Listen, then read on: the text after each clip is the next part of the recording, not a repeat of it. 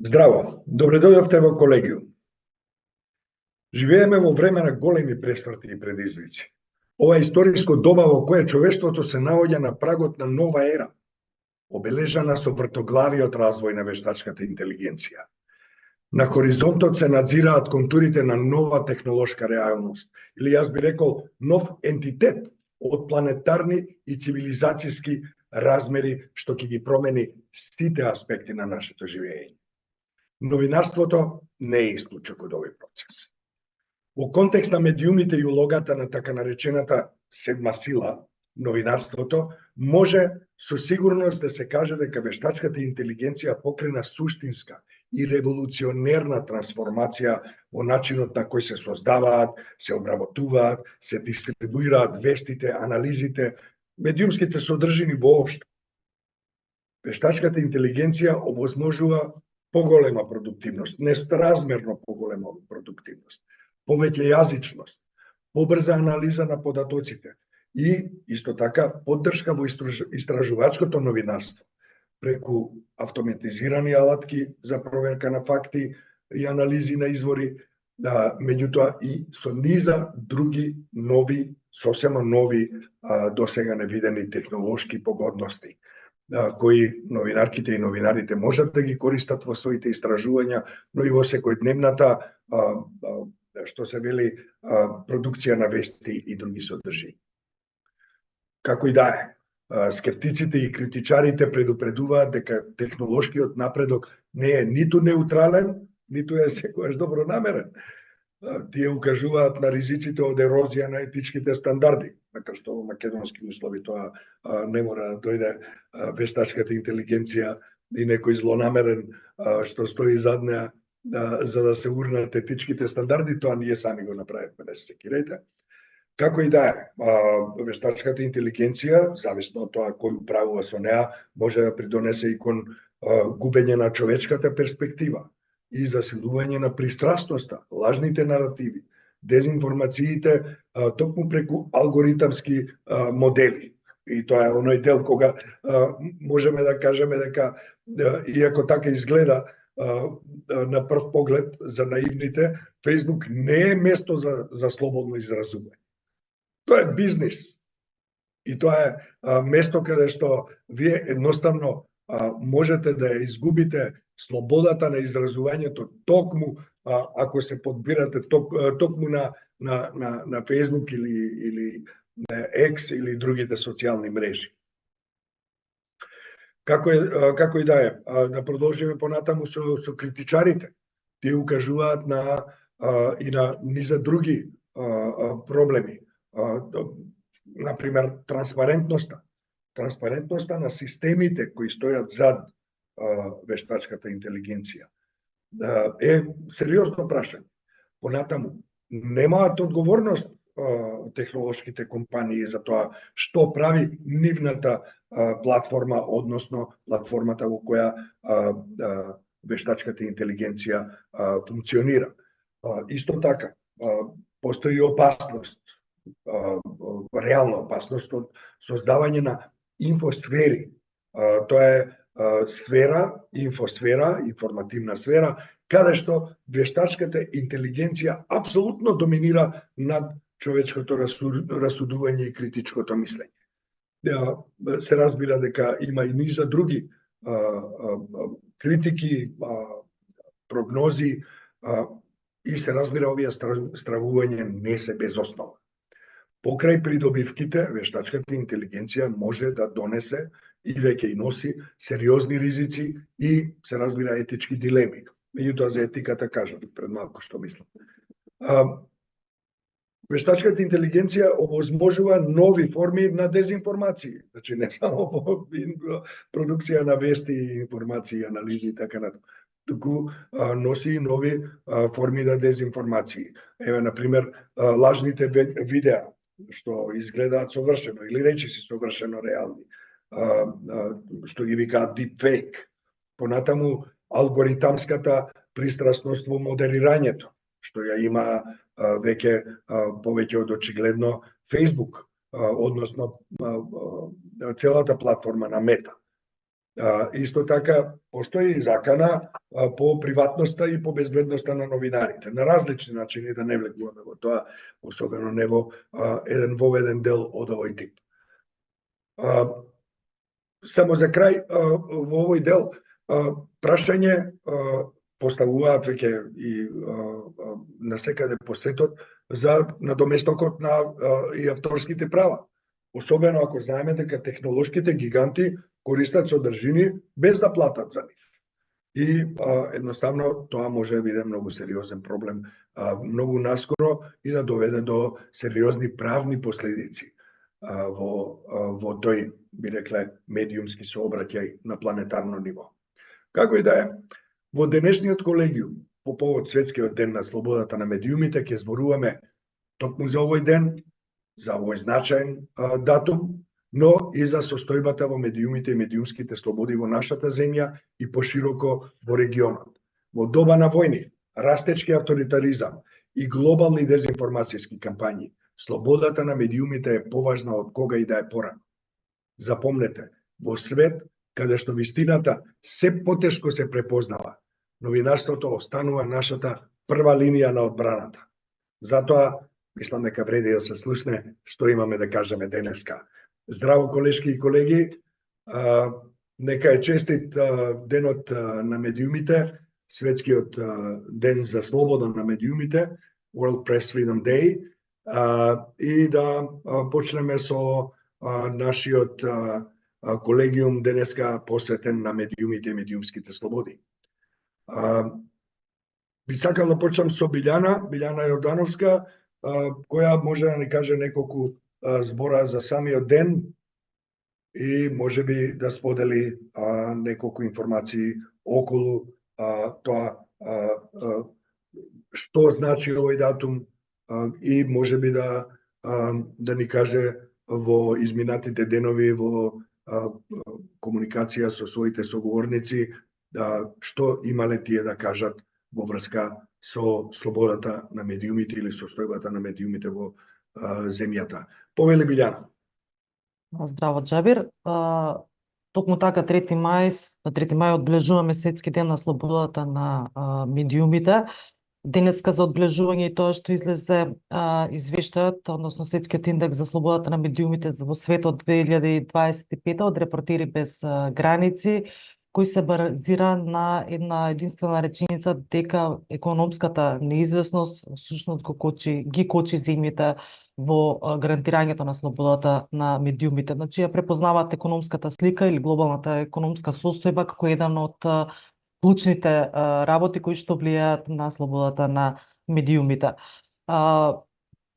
Јас би зборувал малку повеќе за Северна Македонија, која што оваа година е рангирана на 42 место според индексот и тоа представува пат од 6 места, значи во претходниот извештај за 2024 се биле на 36 место, а ќе го споредам и со оној извештај од 2023 кога сме биле на 38 место, меѓутоа сме имале скок од 19 места. Подобрување од 19 места. Значи тоа е навистина. Ако смеам да те прекинам, да им се јавиш на тие Репортери без граници и да им кажеш дека ништо не знаат. Затоа што тоа е неверојатно, нешто не е во ред со нив. Им влегла некоја злонамерна вештачка интелигенција и им ги пореметила податоците. Македонија никогаш Северна не може да падне 6 места. Може само да скокне 6 места или 60 места. Ако нема место до првото место, ако остануваат уште 60 места, значи 20 места над првото место треба да биде нашата земја, со големо да се разбира. Се извинувам, те молам после Сепак ако гледаме во рамките дека имаат грешка, сериозна. Се разбира, ќе им пренесеме. Сепак ние сме, еве, да се надоврзам на твојот муавет, и сме најдобри, ако зборуваме така, за разлика од нашите соседи или од Балканот, да речеме Босна е на 86-то, Србија на 96-то, Косово 99-то, Албанија 80-то и Грција 89-то место, Бугарија мислам дека беше 70-то, па дури Хрватска е послаба од нас на 60-то место. Така што не сме за фрлање, Репортери без граници велат дека сме добри со оглед на ситуацијата нели во која се наоѓаме или онака како што тие ценат нели по неколку индикатори, што се однесува до медиумската слика или состојба, препознаваат и тоа може да се спореди со нивните претходни извештаи кои што воопшто не се сменети на тоа поле, дека телевизијата е доминантен извор на информации, признавајќи овој пат дека онлайн медиумите играат навистина важна улога во целата приказна. Меѓутоа проблемот е нели поради големиот јас која што има на довербата што имаат тие телевизии, а токму најгледаните телевизии, Алсат, Сител, МТВ, Канал 5, според нив имаат низок индекс на сигурност. Мислам, тоа е нивна оценка. Во однос на политичкиот контекст се вели дека дава предност на интернет медиумите или па не им дава, вели тоа дека професионалните онлайн редакции објавуваат оригинални содржини меѓутоа проблемот е со индивидуалните портали, оние one man show што се порталчиња кои што се претежно носители на дезинформации или на плагиати или содржини кои што ги преземаат од други места или од други медиуми, па можат нели попатно и да ги формулираат онака како што на нив им одговарат тие содржини. Ако смеам да упаднам тука околу one man show порталите, јас би рекол дека за тие one man show портали каде што во бранови надоаѓаат лажни наративи, дезинформацијски кампањи и така натаму, всушност и не се баш така one man show. Би рекол дека има многу портали, јас барем знам за неколку такви, во кои еден човек прави добра работа колку што може, ја информира јавноста од свој аспект и така натаму, и врши горе-доле некаква полезна работа, јавна работа. Имено таму каде што има еден подпис не значи дека за таа редакција од еден човек или one man show не стои машинерија, пропагандна, партиска пропагандна машинерија. Заради тоа, да, се разбира, мислам, стои све што кажам, меѓутоа сакам да дополнам. Меѓутоа тие на тој начин ги прецепираат медиумите и онлайн просторот.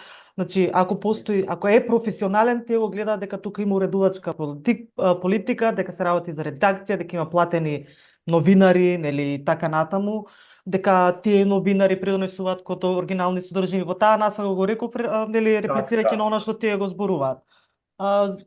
Друг индикатор е политичкиот контекст, како што реков.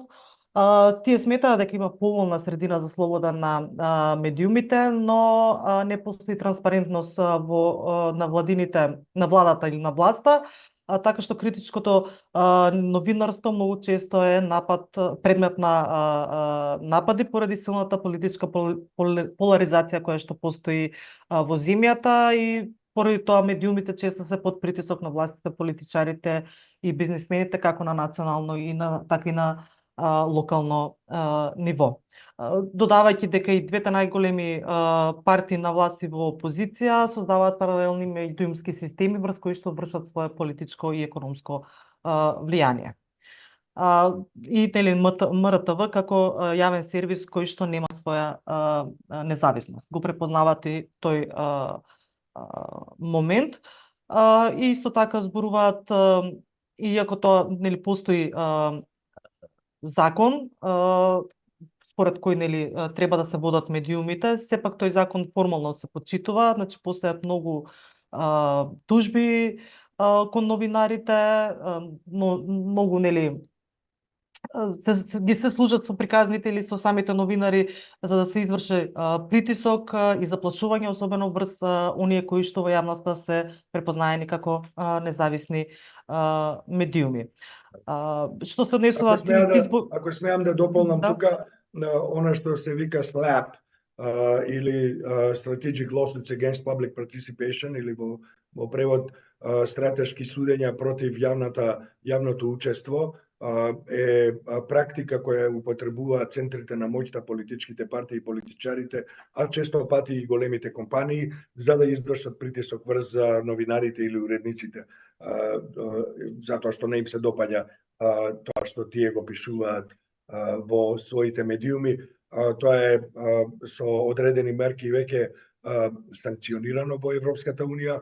Постојат насоки, директиви кои доаѓаат од Брисел и до земјите кандидати кои се за членство во Европската Унија, меѓу кои и нас, и до нас. Меѓутоа, стратешките судења против јавното учество продолжуваат. Твојот колега кој во моментот зборува со тебе е таргет на стратешки судења од висок политичар, и не сум единствен за жал во земјата, и тоа е една ситуација која сигурен сум дека придонесува кон падот на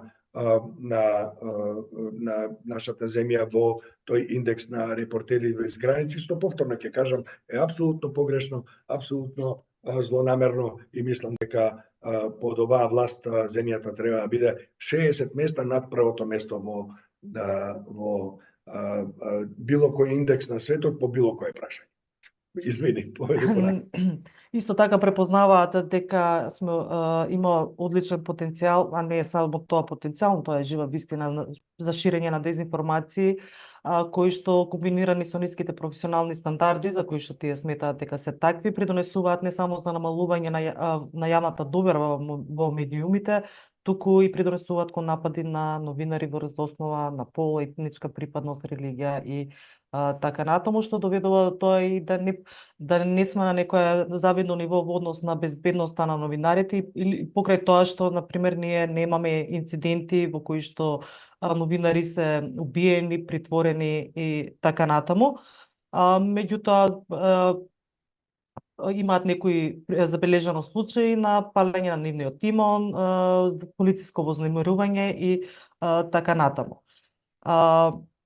Исто така, она што, например, може да се забележи генерално во извештајот на Репортери без граници, значи во индексот на слободата на медиумите, освен економијата, тоа е што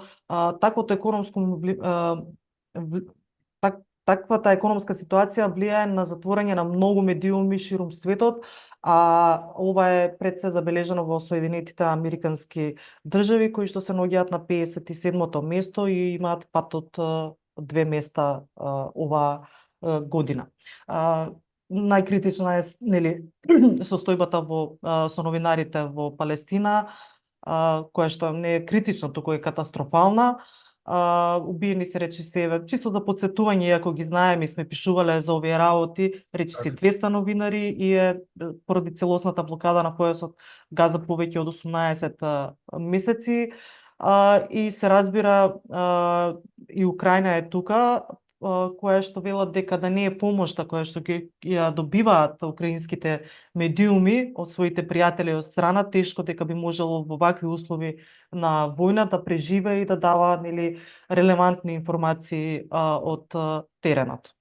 Токму така и на конференциите што ги организираше Цивил во декември за одбрана на демократијата и човековите права, меѓународната конференција, голема меѓународна конференција, и она што се организираше на 4 март, меѓународната конференција за Украина, представничките од Украина, новинарките од Украина, упатија на тоа дека во Украина веќе поради руската инвазија и поради војната, поради гинењето и на новинари и таму, веќе се создаваат медиумски пустини во рамките на Украина, односно медиумски пустини, што значи дека нема начин да се информираат граѓанките и граѓаните таму, заради тоа што згаснуваат редакции или пак нивните новинари биваат убиени или некои од нив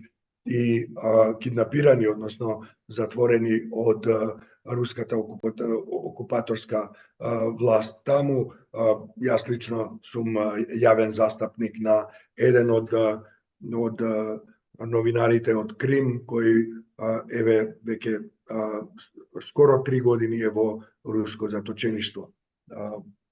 Повеле, што имаш уште да Во кажеш? однос на статистиката и бројките, по повод или Светскиот ден на слободата на медиумите, тоа се оние некои првични што ги имаме во однос на тоа како се подготвуваме или какви беа реакциите во јавноста, да речеме, на овие статистики, на овие бројки.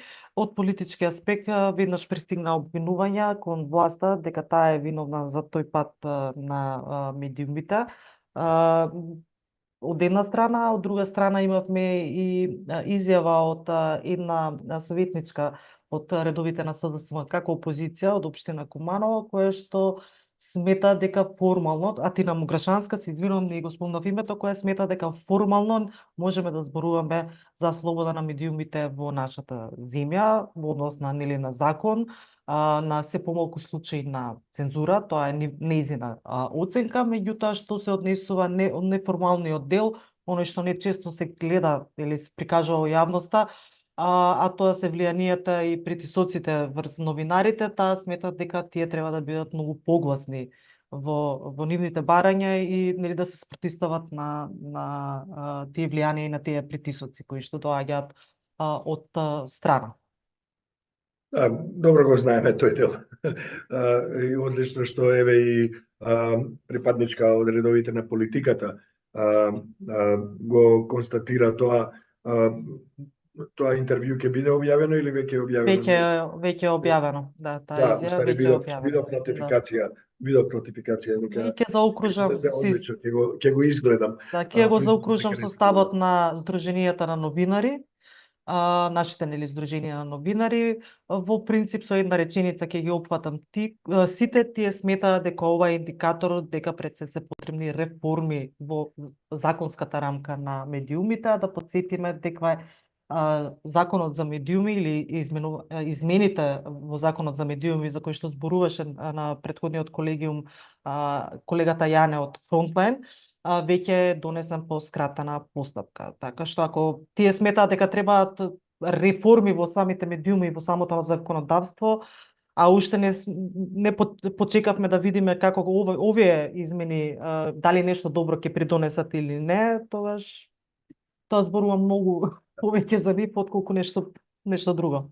Да, одличен беше прилогот на колегата Јане минатиот пат, но јас го замолив денеска да дојде во колегиумот и да повториме некои и евентуално ги развиеме тие реакции на законските решенија на медиумите, особено ако се земе предвид мојот скромен вовед во кој поголем дел од воведот посветив на вештачката интелигенција. Сметам дека е, ајде да не бидам премногу груб, малку демодирано или застарено е како размислуваат македонските законодавци и оние што ги предлагаат овие законски решенија, меѓу кои се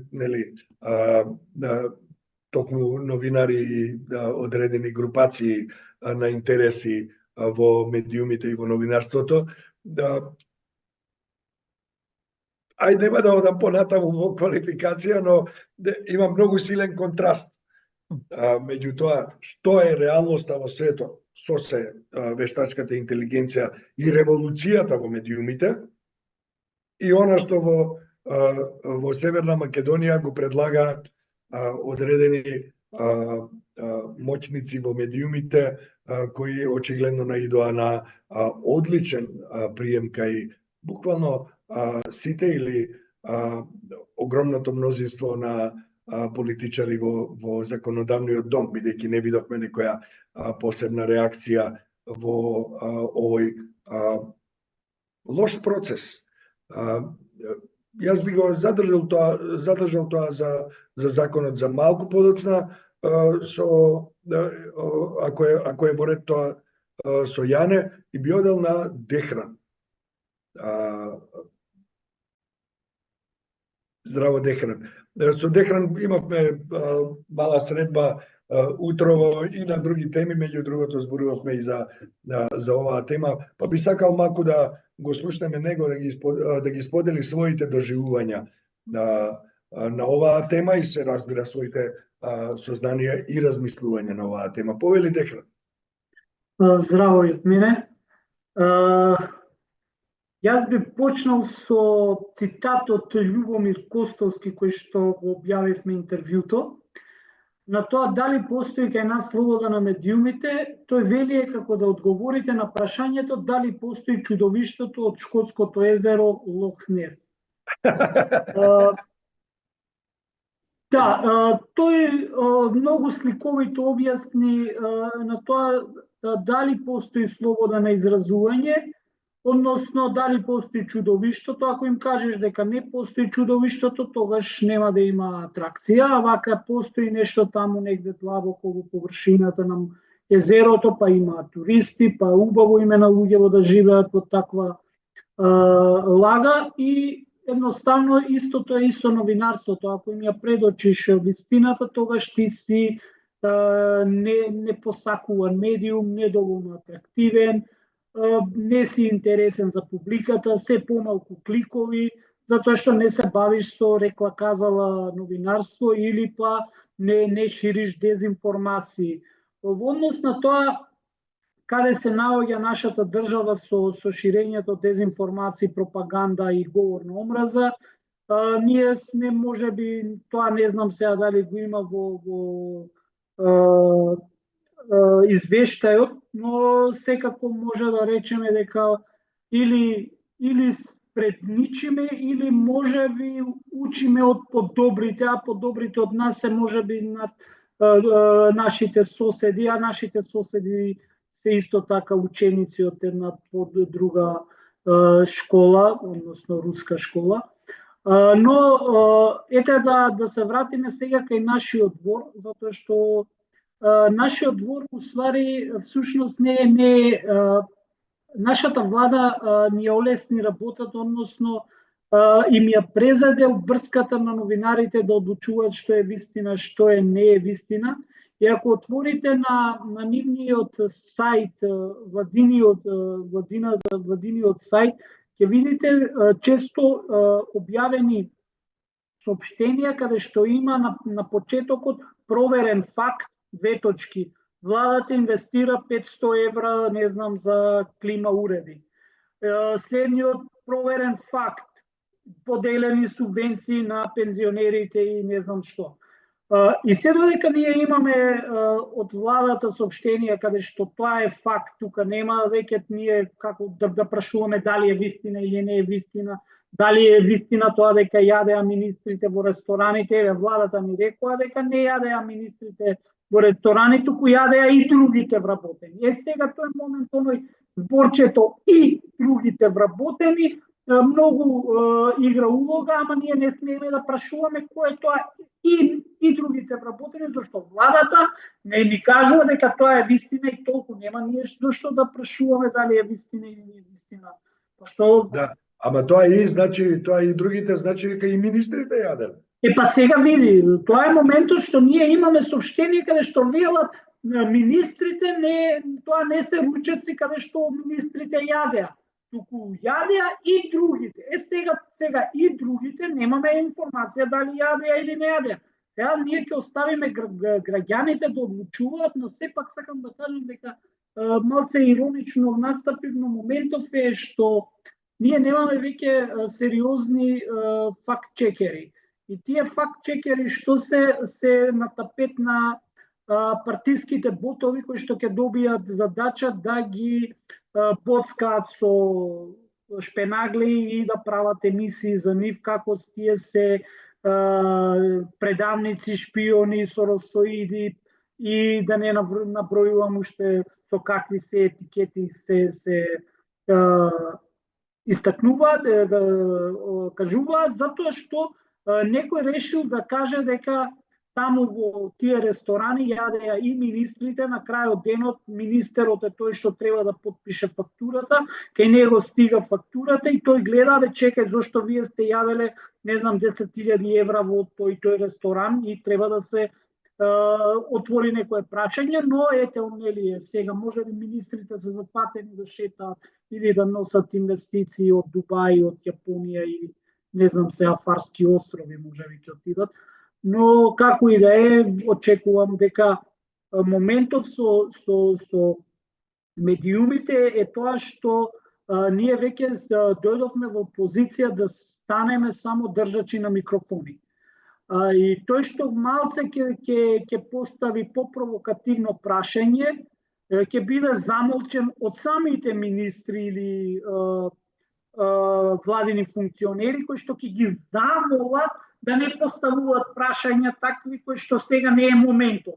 И не знам кога ќе биде моментот за новинарите конечно да почнат да поставуваат вистински прашања во вистинско време, а на владините функционери треба секогаш да бидат отворени и да даваат транспарентни и релевантни извори за ние, да не за новинарите да не се соочат со тоа да шпекулираат или па да објавуваат информации со прашалник на крај.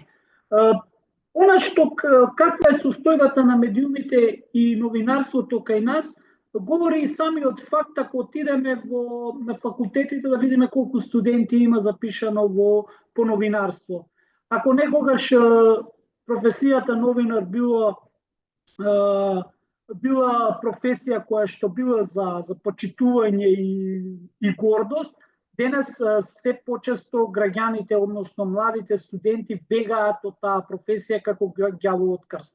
Затоа што никој не сака денес да биде етикетиран, да биде балкан, но ете за некои, ајде сега нема да ги наречам мизерни плати, затоа што сите знаеме во Македонија воопшто платите какви се на работниците, но на уште еден момент е што ако им стигне партиско соопштение или соопштение од некаква партиска кујна, кој што новинарите треба, кој што зима и самиот новинар некоја минимална плата од 300 евра, треба да брани некој кој што вели не сме работникот да зема повеќе од 450 евра, а тој самиот не зема 450 евра.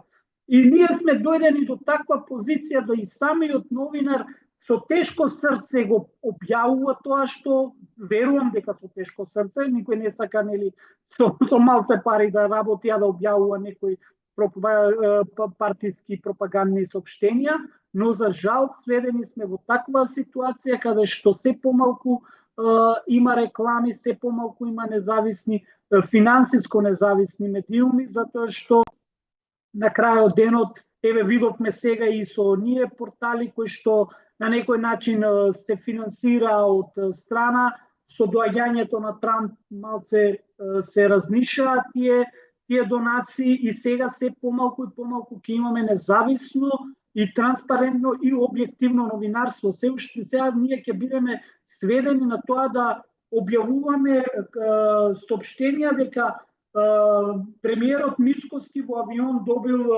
изборен на вест дека економијата се зголемила, паднала. И тоа ќе биде вест, ударна вест во медиумите. Така што на некој начин јас еве и уште едно си зацртав уште нешто. Еве денес сутре ќе имаме денот на слободата на изразување на медиумите. Па колку е добро во нашето општество покажува тоа дека еснавските здруженија немаат организирано ниту еден протестен марш, ниту еден протестен собир.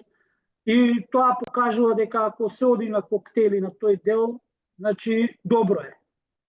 Значи нема потреба од протести кога работата е мед и млеко.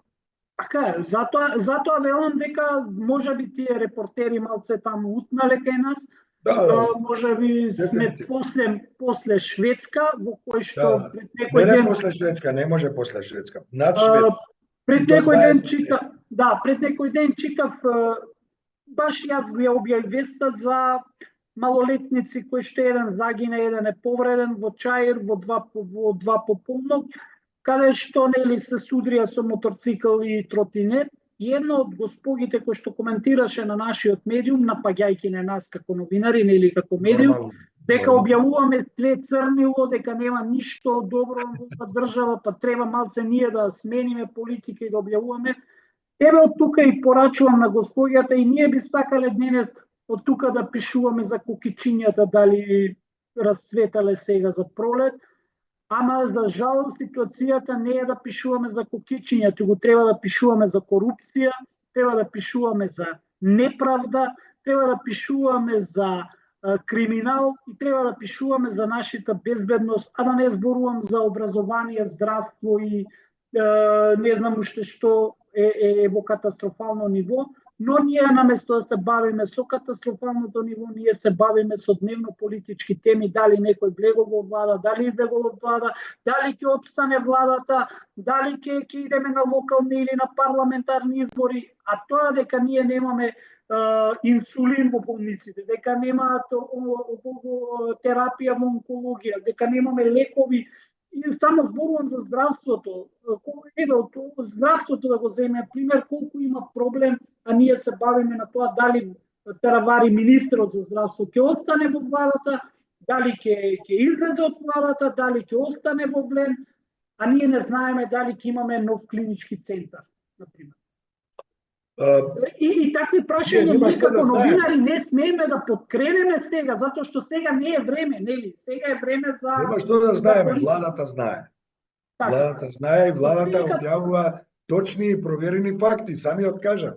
Да, проверен факт. Да не збориме за тоа, да не збориме за тоа дека владиниот сајт е малтене партиско гласило, каде што имаме ние, ако отвориме ние како новинари, било кој граѓанин сајтот на владата, гледаш ексклузивно мицкоски. Зошто мора ексклузивно да биде, нека дал некоја изјава на некој портал или некој медиум. Ти си влада, ти си сообщение, кога јас се отворам во влада, не треба да ми стои ексклузивно, тоа може да стои во некој портал, нека дал во него ексклузивна вест, ама како сообщение од влада не мора да стои ексклузивно. Не треба да стои проверен факт, секоја информација што е во владата треба да е факт, да не е проверен, туку да е факт. Ама сега тоа е, за жал живееме во такво општество, па ќе си тераме. Се надевам дека нема да се му учат сега партиските гласила, па да кажуваат, еве, ви дојде сега ВМРО, па сега ќе се враќате во СДСМ, како што не ви кажува во време на кампањата. Ама, нели сега... Те молам, ако не повеќе, барем овој последен дел од ова што го кажа Дехран, навистина прецизно, хируршки прецизно и истовремено и емотивно, тогаш да води како шортс на нашиот YouTube канал. Те молам, запамти го, барем ова таймкодот, како ги викаш тие работи. Дехран, немам што многу да додадам, затоа што кажа многу и тоа што го кажа беше трагично точно. И пред да предам на Дестан, само би додал дека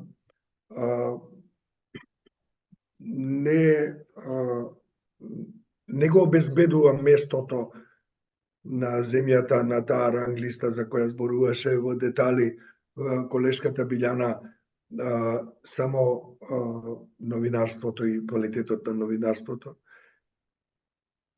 Но исто така не е одговорна само политиката или практиките на власта. Тоа се повеќе фактори и тука мора да се спомене дека голема заслуга за ова има длабоко вкоренетата култура на корупција. И тоа не корупција во она тесна смисла на зборот што ја подразбира секојдневниот комуникацијски брлог, туку корупција во една подлабока смисла, во една сеопфатна смисла на зборот. И мислам дека долг е патот кој треба да го изодиме и веројатно многу повеќе борби ќе видиме во наредниот период отколку било кога во претходниот период од нашето работење во новинарството. Јас 35 години, ти би рекол повеќе од 15 години, колку што знам, но за жал долг е патот, особено затоа што се помал интерес има, и ти тоа го кажа, го идентификуваше многу точно, особено затоа што има се помал интерес кај младите генерации за оваа дејност, а за разлика од тоа, ако погледнеш, се поголем интерес има за катедрата каде што се изучуваат односите со јавноста. Каде што се потребни новинарски вештини. Здраво, Дестан, ми деносташуваше минатиот пат, да ти кажам наискрено, па сега се радувам што те гледам. Дестан Јонузи, аналитичар и соработник на редакција Frontline, меѓутоа и главен уредник на Прес онлайн портал кој исто така е доста значаен, кој оди и на албански и на македонски јазик, ако не се лажам, и кој претежно работи во доменот на внатрешно-политички теми. Дестан, што имаш да кажеш, како изгледа со овој лов вовед? Кажи ми, што мислиш за собствената состојба до која се наоѓаш, односно за состојбата на медиумите и медиумските слободи во земјата? Здраво, Џабир, и на сите. Деран кажа многу работи. Јас ќе бидам краток. И од тоа што е новиот, ќе почнем од новиот закон што беше експресно донесен од собранието. Ние такви работи што ги предвидува законот веќе ги имаме, пошто во рамките на Сдруженијето на новинарите ние имаме промедија платформа каде што сме сите професионални портали наредени. Гледавме дека тоа како алатка не дава некаков резултат, бидејќи немавме корист од тоа што се закачивме во тоа промедија платформата како професионални новинари со редакции, со импресуми, со редакциска адреса, со телефони и така натаму, и кои годишно дават отчет за тоа колку финанси имат и влез и излез на пари и така натаму. И гледавме дека тоа не функционира. Сега новиот закон предвидува исто така да се оформи некаква платформа каде што ги има истите работи што ги има. Каде што владата ќе има максимална контрола, така е? Така, но пасивно сакав да дојам до тоа. Бидејќи тоа нема да дава пак резултати, бидејќи во сегашната ситуација владата пасивно ги уништува професионалните и независните медиуми. Како го прави тоа пасивно? Го прави тоа со тоа што на нивните медиуми, провладини, провмровски медиуми, значи ги имаш најголемите тајкуни на фирми кои дават банери, огромни пари за да профункционират. Од друга страна, критичките медиуми не може да доаѓат до тие реклами, бидејќи тоа оди по препорака на владиното мнозинство. Така е и во македонскиот дел на медиуми и во албанскиот дел на медиуми. Значи, ова е еден вид од пасивното уништување и контрола што го прави сегашната влада на чело со Мицковски. И гледаме дека во овие 9 месеци тој го инсталира тоа методологијата на Александар Вучич во Македонија, каде што произведува свој лажни вести во своја корист, ги наведе и Деран тамо како функционира порталот на владата, како функционира тоа соработката. Еве, јас ќе ви давам една информација. Еден критички медиум, етаблиран со години, што постои, што има редакција, што има вработени, значи му праќа порака од декември, тамо 16 декември или пред тоа, на премиерот за интервју, и премиерот до ден денеска не им одговарал и не гостувал кај нив. Значи, збориме за независен професионален медиум. И сега, значи, премиерот ги бира медиумите каде што оди. И тука селективно и пасивно ги уништува критичките и независните медиуми. Тоа што владата во новиот закон не предвидува и средствата што се предвидени од изборната кампања, ние сме веќе на праг до локалните избори, а може би предвремени парламентарни избори, покажува дека тоа клаузула не е децидно, стрикно кажано дека порталите што нема да бидат во регистарот на професионални медиуми нема да учествуваат во сделката, односно во тоа да земат пари од Министерството за финансии преку ДИК.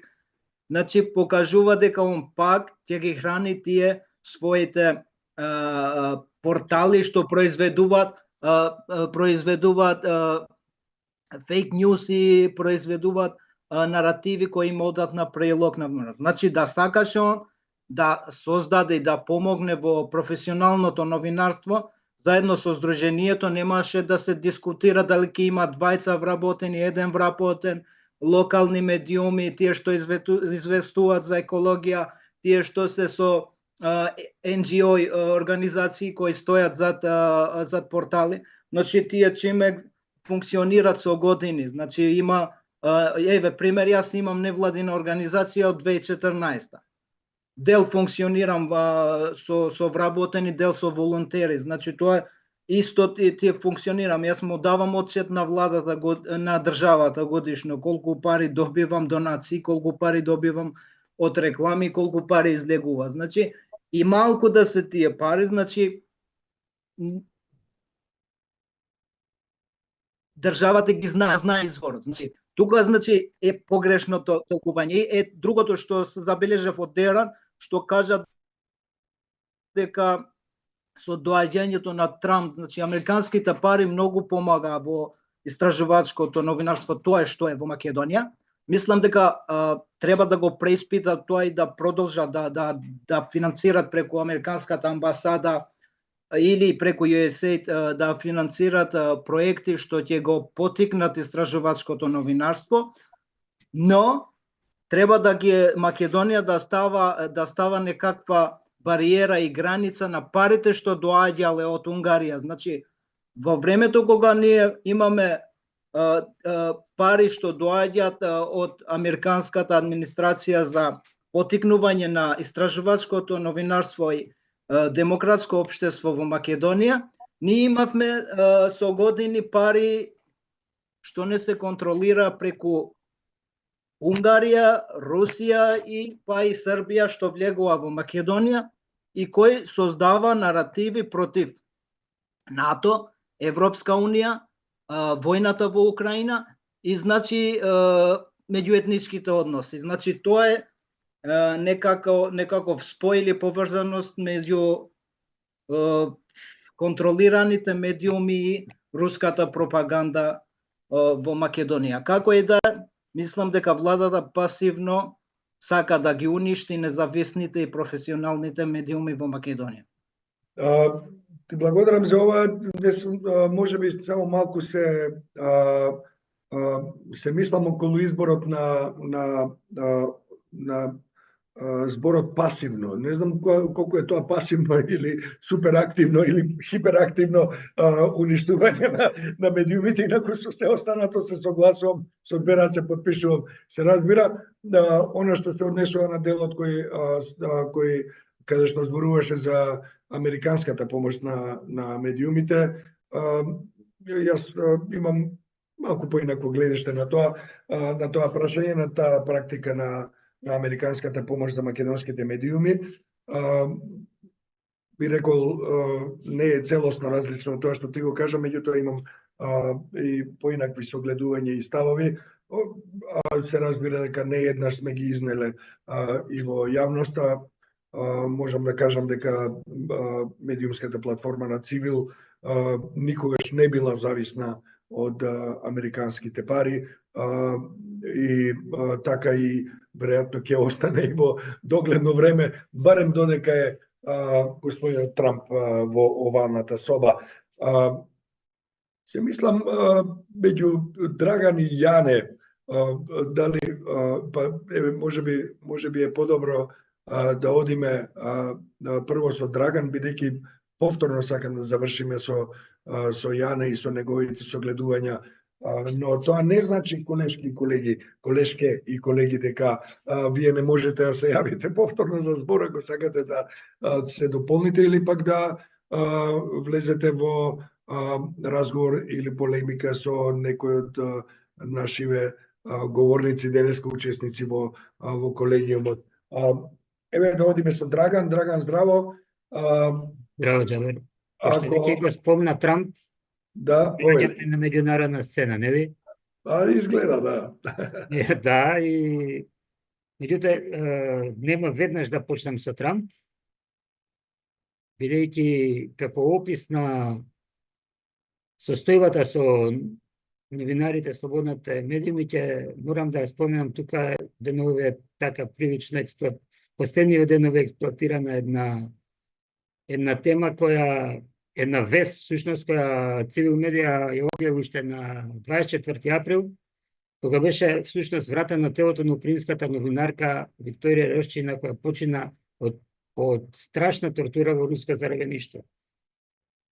Значи, исчезната уште во 2023-та, починала негде септември 24-та, телото го вратија дури сега и биле потребни неколку ДНК анализи во Украина и во странство за конечно да се утврди дека навистина се работи за новинарката, бидејќи била вратена, како што кажав, телото било во страшна состојба, тежала 30 кила и недостасувале голем број внатрешни органи, мозок, ларингитис, очи.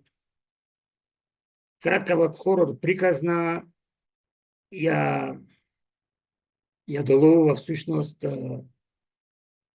состојбата со слободата на медиуми на, да речем, на другава страна, кај во диктаторските режими, како што знаеме, како што на Путин, и за жал не е само таа. Во Украина за време на војната и во Русија без војна, новинарите се мета на репресии, на затварање, им се губи трак. Така да од таа страна состојбата би рекол и очекуване таква, меѓутоа она што сега загрижува е тоа што таму каде што до вчера ја сметавме државата како бранител на демократијата, лидер во светот по демократските процеси, слобода на медиуми и слично. Сега таму е веќе западна алармот. Еве само неколку, таксативно ќе набравам неколку од последните случувања што се во Соединетите држави моментално под водство на администрацијата на Трамп. Значи, еден ден пред 3 мај, светскиот ден на слободата на медиуми, Трамп подпишува извршна наредба за намалување на финансирање на националното јавно радио со нивните скратеници APR и јавниот радиодифузен сервис PBS. Предходно, во емисија, на интервју, му се закани директно во притиск на новинарот на ABC Тери Морган. Интервјута на ABC беше по студено од неговиот мандат и го натера да признае, да прифати всушност неговите тврдења дека фалсификувана фотографија вистината, едноставно му кажа зашто едноставно не кажеш да. И сега ако идеме назад, тука можам да го спомнам и случајот на Associated Press, кога само поради тоа што не сака да прифатат Мексиканскиот залив, да го нарекуваат залив на Америка, според новото преименување од страна на Трамп, им забранија да учествуваат на пресовите во живо во Белата куќа. Во меѓувреме ги повторно ги отвораат истрагите за CBS, за ABC, за NBC. Новинарите се прашуваат, веќе изразуваат загриженост за докаде може да иде таа желба за контрола врз нивното известување. И како претходно исто така нели едноставно ги исклучи Гласот на Америка и Радио Слободна Европа, Радио Либерти, кои со децении им безбедува услови на милиони луѓе во авторитарните режими да на некој начин да дојдат информации. Така да, гледајќи само по овие два сегмента од слободата на изразување во таму кај што сметавме дека постои, дека треба да има, но и оние ужасни репресии за таму кај што веќе одавна знаеме дека нема и дека очигледно нема во догледно време ни да ги има, барем со таа владеачка номенклатура што е моментално таму на власт. За 3 мај, меѓународен ден на слобода на медиуми, можеме да прогласиме за меѓународен ден на смртта на медиумите, на слободното изразување. Мене толку лошо ми изгледа што дури состојбава кај нас ми изгледа и розова и можеби од таа и поради тоа од овие Добро, ако го видиме индексот за кој реферираше Билјана на почеток. Да, можеби кога видам што се случува во светот, рекле па овие се добри да. Впрочем, бројките се такви, често и неумоливи. Истата состојба во останатите. Јасно е одсекуваат ситуацијата. Соединетите Американски држави не се наоѓаат на добро место во овој момент. Меѓутоа, морам да кажам една друга работа. Трамп не е во толку добра ситуација како што се или позиција во поглед на моќ на власт и сето тоа, како што тоа се некои од балканските први луѓе на власта, вклучително и нашата земја. Едноставно во Соединетите Американски држави има огромен простор се уште слободен, во кој непречено секојдневно жестоко се критикува власта. Се разбира одговорот на администрацијата на Трамп и на самиот Трамп е невообичаен за американски услови кои биле познати по слободата на изразувањето ширум светот. Ова сега веќе сериозна закана, но повторно ќе кажам, медиумите во Америка се во многу подобра позиција отколку медиумите во помалите земји, каква што е нашата земја, во Европа, каде што на власт се авторитарни структури или ликови. Така што, да, сериозно е, загрижувачки е.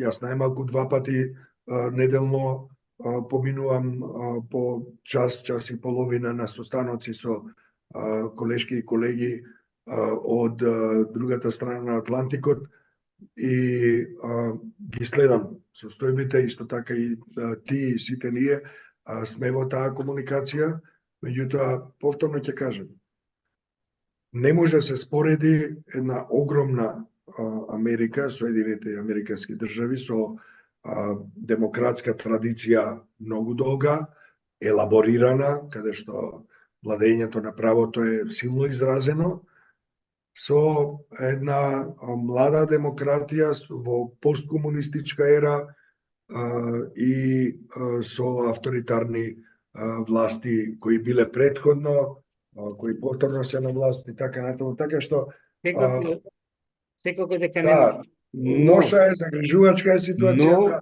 Тоа ќе се алармот, одрази затоа на кажав, алармот останатиот е дел. вклучен.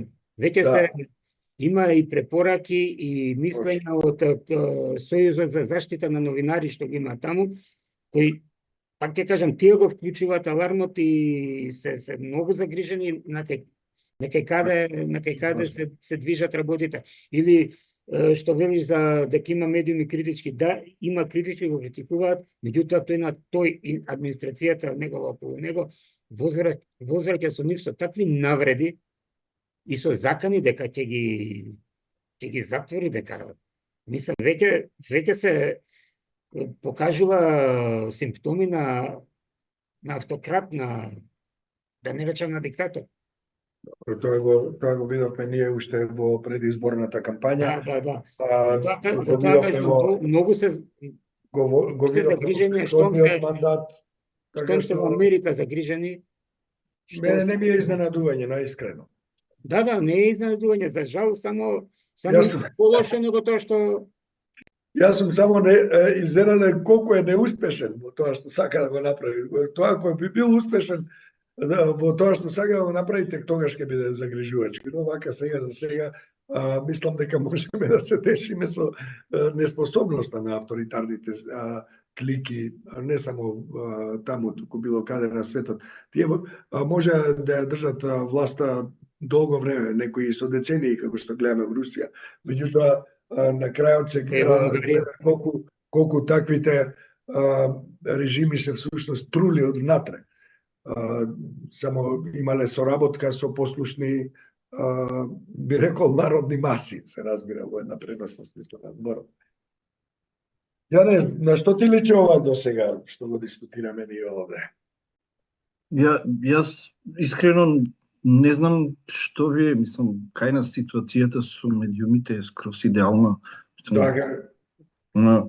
Како значи она Розева, мислам, ако се одземе ова малтретирање на новинари, заканите, притисоците, политичките и економските притисоци посебно, кои резултираат со, ајде само цензура, ама кој ме крив на новинарите кои се така подлежни на такви притисоци политички и економски.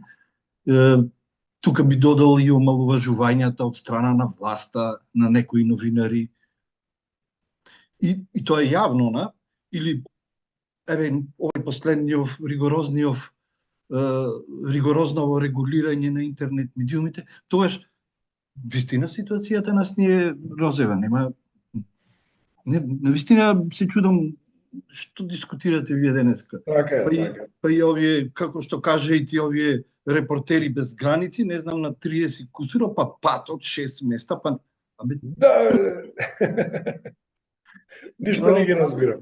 Не, вистина не е за разбирање, но сега сериозно, како што напоменав и минатиот колегиум, јас ќе се навратам пак на овој регулирање на интернет порталите и измените на законот што си ги донесоја со 1-2 члена без расправа, сите за 69, тамо не знам колку беа, други ви си чутеа, си молчеа.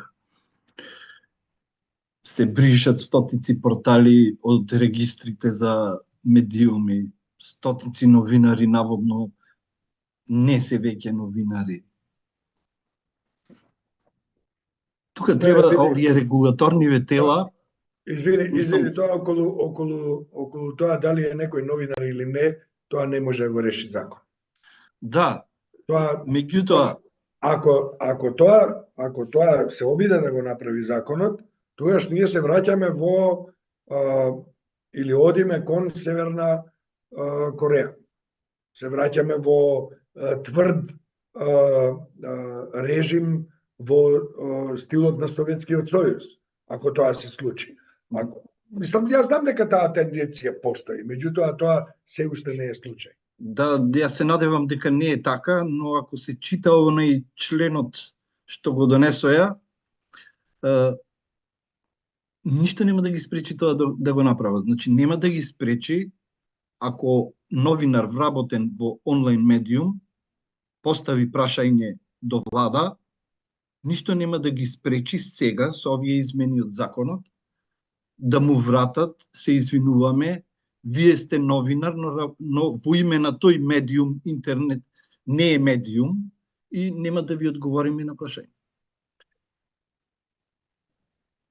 Јас се надевам дека сум дека не сум во право. Ти добро знаеш, Јане, дека од моментот кога стапна на раководното место на политичката партија, а сега е нели после 7 години жестоки обиди конечно и премиер, господинот Мицкоски нема одговорено на повеќе од 200 прашања, што ги имам поставено јас и нашите колешки и колеги.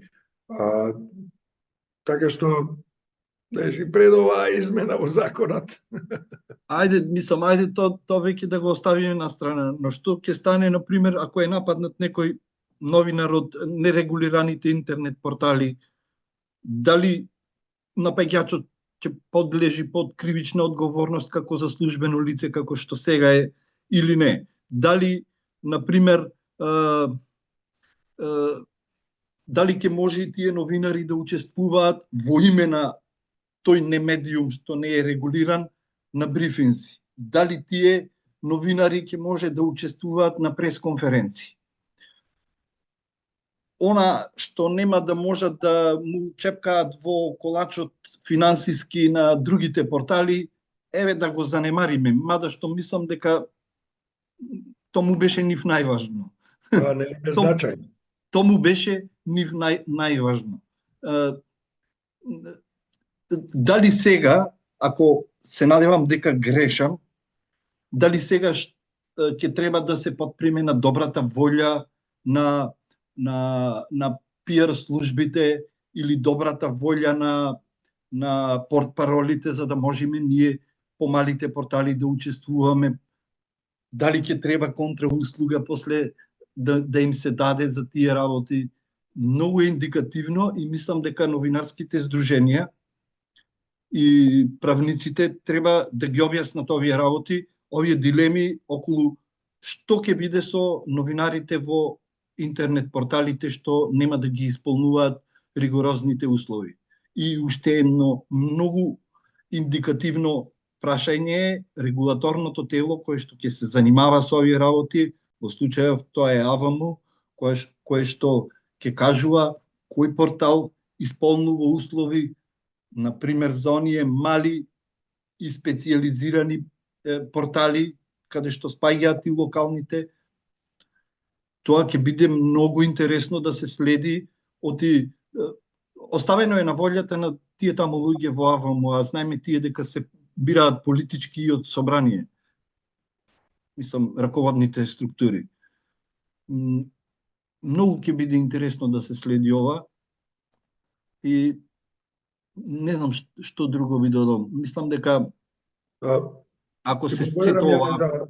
Да, имено ова се добри забелешки. Еве ако се сеќаваш после колегиумот минатиот пат, минатата недела се договоривме да се собереме ние и нашата соработничка екипа поширока, вклучувајќи правни експерти и искусни ветерани во новинарството, деновиве да се сретнеме на еден состанок и да видиме што ние можеме да понудиме во форма на препораки, на оценки, препораки за политики во наредниот период. Тоа што мене ми е очигледно е дека без оглед на тие законски измени или не, состојбата на медиумите беше таква како што ја опишаа нашите колеги претходно. И мислам дека дури да имаме подобар закон од ова што е во спротивна насока да беше отидено, практиките во оваа земја се такви што олигарсите ги влечат конците. Тие владеат со огромниот дел од медиумскиот простор.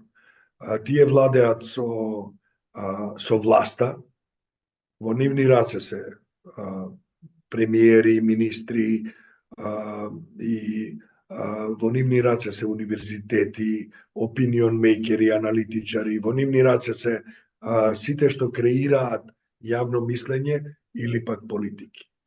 Едноставно, ние мораме да знаеме дека постојано зборуваме за тоа дека владата, власта и така натаму, но не смееме да заборавиме дека власта ја сочинуваат и оние што се во опозиција во парламентот, бидејќи тоа е законодавен дом. Имено. Понатаму, власта ја сочинува и председателскиот кабинет. Власта ја сочинуваат и стопанските комори, и власта ја сочинуваат десетината најбогати луѓе во земјата, кои за разлика од поголеми земји со подолга демократска традиција и со подобро втемелена практика на владење на правото, ние овде се уште сме на ниво на почетен експеримент. Може да прават што сакаат, буквално. Но, од друга страна, кога они не можат да прават што сакаат, кога ним ќе им се спротистави, макар и да е мала група на овие луѓе што ги гледам овде денеска и на сите оние што не се тука, што соработуваат во овие медиумски проекти, и се разбира, не сме единствените, во уште неколку други медиумски проекти, односно куќи помали од овие што се големи ТВ куќи кои се во малиот джеп на олигарсите. Така што јас мислам дека и онака мали, сепак ние имаме голема моќ. Зошто? Заради тоа што граѓанките и граѓаните, публиката не е глупава. Или барем не е целосно глупава. Би сакал да кажам дека таа е поделена, поларизирана и сето тоа, меѓутоа вистината на крајот изпливува на површина, бидејќи не може да има две вистини. Една е вистината.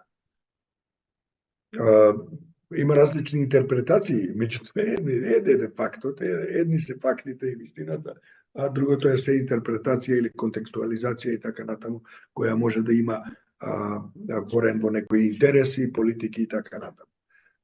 Но јас мислам дека постои простор за оптимизам и дека само ако попустиме, тогаш ситуацијата ќе стане црна.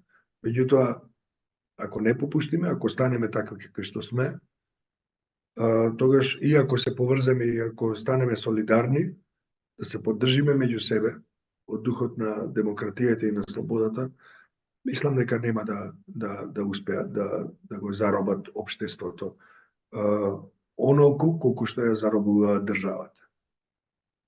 Да, и сега како испаѓа, кога се ќе се одземе и ќе се додаде, мислам дека треба да бидеме ние сепак задоволни, па живи сме.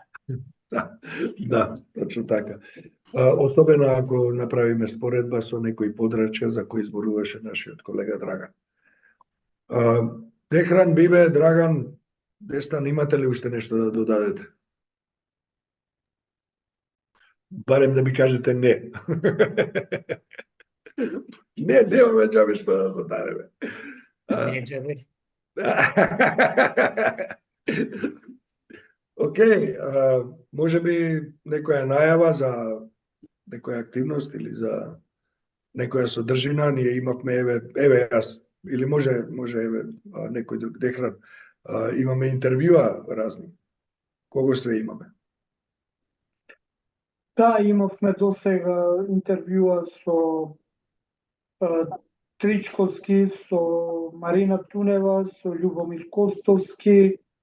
Барем за сега со тие 3-4 ми се појавија. Тоа е сушност со сите ние кои што сме нели во екипа, кои што си помагаме меѓу себе, Фронтлайн Нова и Цивил, кои што нели си направивме договор помеѓу нас да се взимаме интервјуа од различни медиуми, од различни новинари кои што нели со соодветна атрибуција ќе ги објавуваме на нашите портали. Така, пропуштив ли уште некој? Јас колку што знам, Војо Маневски, една од овие 3 редакции најави дека ќе прави интервју со Дестан Јунузи и со Дехран Муратов. Јас толку знам. Еве да откријам. Мислам дека имаме, кого рече Драган? Војо Маневски. Војо Маневски, имаме кратко интервју. Може би е добро да кажеме дека има 3 прашања што им ги поставуваме. Оценка на состојбата на медиумите, оценка на слободата на медиумите и нивни препораки. Имаме ли уште нешто, уште некој? Еве, Атина Муркашанска беше добра, она е политичарка, меѓутоа и таа била прашана.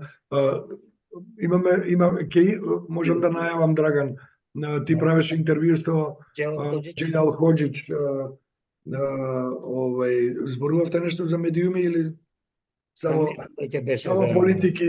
политики теревте? Ако зборувавме за медиуми, ќе беше интервјуто 2 сата, така да... Добро, не, види, Джелал Хоџич има искуство во медиумство, е колумнист исто така, има искуство и како дел од екипата на Цивил, така што сосема легитимно е да разговарате и на таа тема, но ако сте збореле само за политика, тоа е друга работа. Јас мислам дека треба да направите, не е тука, не е ни во земјава, меѓутоа мислам дека треба да направите, не мислам, тврдам дека треба да направиме интервјуи со Зоран Иванов, се разбира и со други. Дестан и твојата екипа во Прес онлайн, ако имате нешто, нафрлете. Мислам дека имавме едно интервју, Дестан мислам дека го направи. На Фронтлайн. Значи, Иванов е планиран да има интервју за Фронтлайн. Да, добро, окей, сосема окей. Мислам за ова, за медиуми, бе.